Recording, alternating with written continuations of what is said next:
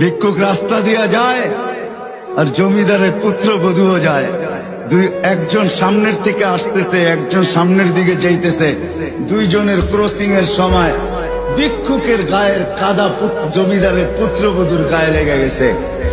সে দুনিয়া আমদার করে ফেলছে, স্বামীকে ডাইকা নিয়ে আসছে, বলছে এই ভিক্ষুক আমার কাপড় নষ্ট করে দিছে। সে শুধু ভিক্ষুক ছিল না, বৃদ্ধ ছিল। বৃদ্ধ ছিল না শুধু, জীর্ণ ছিল, শীর্ণ ছিল, শরীরে কাপড় ছিল না, ফাটা চিরা কাপড় ছিল, পায়ে জুতা ছিল না, পেটে ভাত ছিল না। জমিদারের পুত্র সইতে পারে নাই, যৌবনী শক্তি সয় তো সয় কি কইরা? তার স্ত্রীর গায়ে ভিক্ষুকের কাদা, বস সমগ্র শক্তিকে হাতে জমা করা, একত্র করা বৃদ্ধের গালে বসায় দিছে। বৃদ্ধ কিচ্ছু বলে নাই, শুধু উপরের দিকে তাকায় দুই তিনটা শব্দ উচ্চারণ করছেন।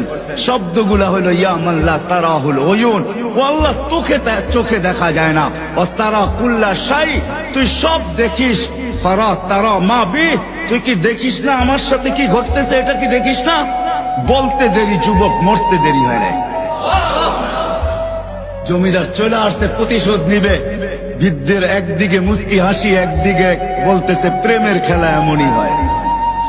জিজ্ঞাসা করছে কিসের প্রেমের খেলা রে? বলছে ওর প্রেমিকার গায়ে আমার কাদা লাগছে, পায়ের